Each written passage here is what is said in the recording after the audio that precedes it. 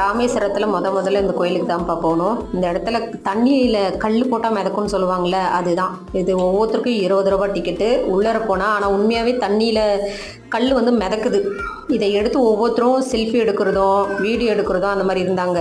அதை முடிச்சுட்டு அப்படியே ஏத்தாப்புல ஒரு கோயில் இருக்குப்பா. அந்த கோயில் எப்படின்னா, ராமரால் விபீடணனுக்கு முடிசூட்டின கோயில்னு சொன்னாங்க.